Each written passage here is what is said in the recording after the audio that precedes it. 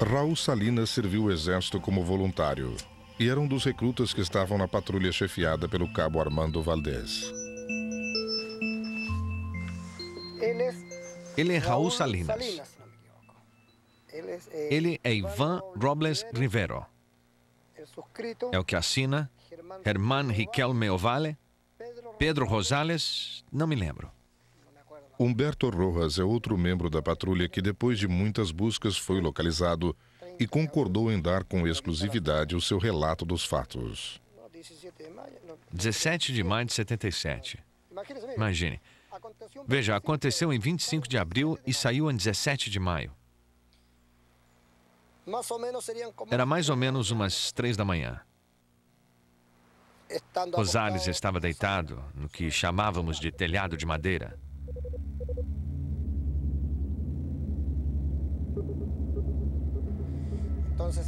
Então ele grita: olhem, olhem o que vem vindo.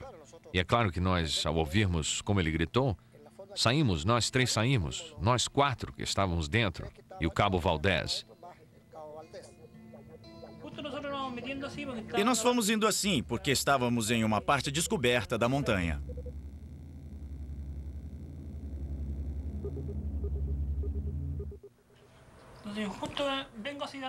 Fui assim caminhando, e mais atrás, os outros 2 homens que trocavam o turno disseram: o cabo, olhe. Então eu dei meia volta e olhei.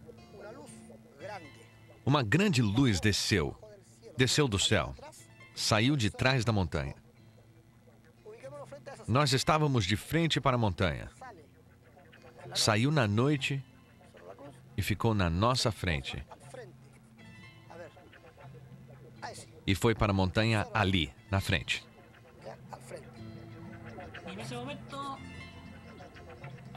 E nesse momento surgiu uma grande neblina. Surgiu a neblina assim e se abriu. E deu para ver a nave. Eu digo que era grande, pois como explicar as crateras? Ficaram 2 crateras, uma de cada lado do centro. Então não era pequeno. Era uma nave grande, um objeto grande.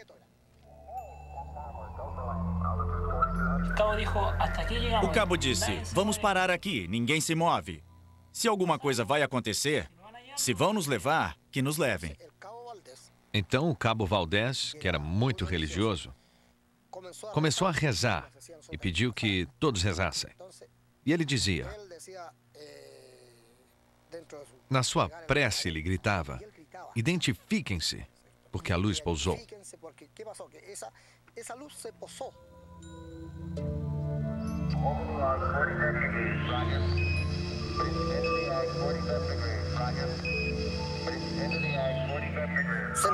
E ele desapareceu.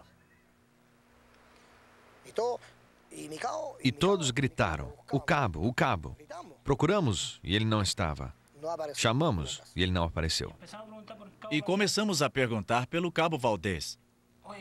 Viram o cabo? E a nave ali, bem ali.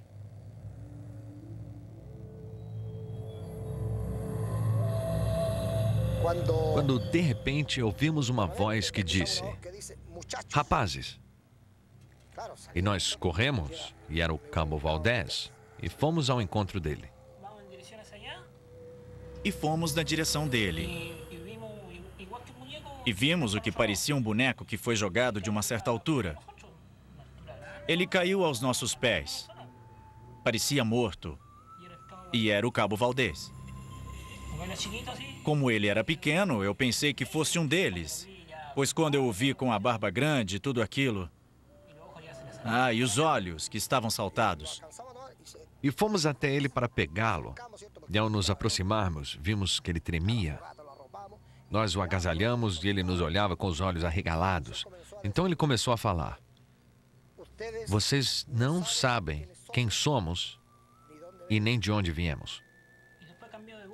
E depois mudou a voz, dizendo: vocês não sabem de onde viemos e nem quem somos.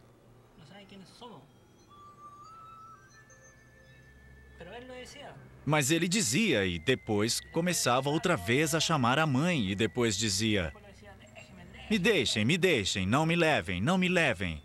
E começava a chorar. Seu relógio marcava dia 30. Ou seja, nós começamos o serviço no dia 25 de abril. E o relógio marcava dia 30.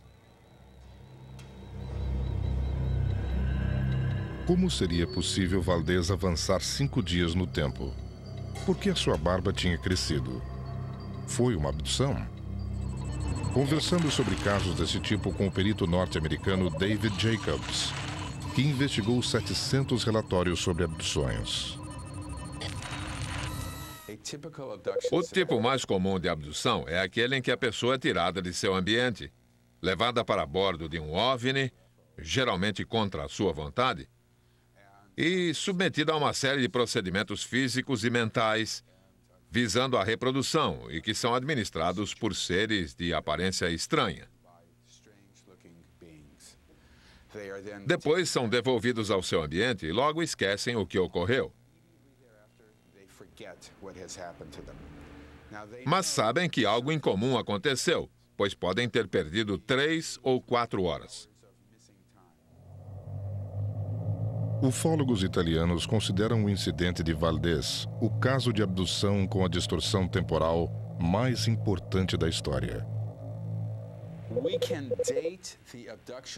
Com certo grau de segurança, podemos considerar o início dos fenômenos de abdução à época próxima à virada do século, em 1896. Eu acho que agora estamos entrando na etapa final. Acho que estamos chegando ao final deste programa. E acho que a meta é a produção de bebês híbridos. Creio que é por isso que estão aqui. Para a produção desses bebês. Todos os abduzidos sofrem um procedimento reprodutivo. Todos, sem exceção. Até onde sabemos. De fato, é por isso que são abduzidos, basicamente por esse motivo. Até hoje não foi possível confirmar se o cabo Valdez foi submetido a algum tipo de experiência. Mas em outros casos, como os que Jacobs investigou, sempre houve indícios sobre algum tipo de manipulação física das vítimas. A pergunta é, por que querem fazer isso? E a resposta é, não sabemos. Não sabemos por quê. Não sabemos. Não entendemos esta parte. Sem dúvida, acho que será algo nocivo para a nossa sociedade. Mas quanto mais estudo este fenômeno, menos ele me agrada. Os membros da patrulha nunca mais tiveram notícias do cabo Valdez. Ao longo dos anos, viram surgir o mito em torno de sua pessoa.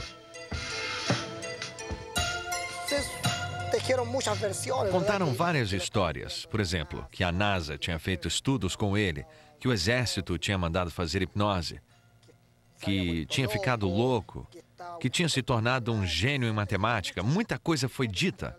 Mas, na verdade, nós, ou pelo menos eu, nunca tive a oportunidade de verificar o que realmente aconteceu com ele.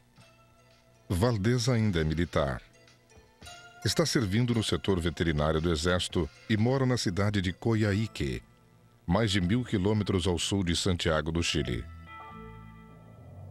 Até hoje o Exército proíbe de dar entrevistas. Mas Valdez espera dar baixa dentro de alguns anos e promete que vai finalmente contar a verdade a seu respeito em um livro.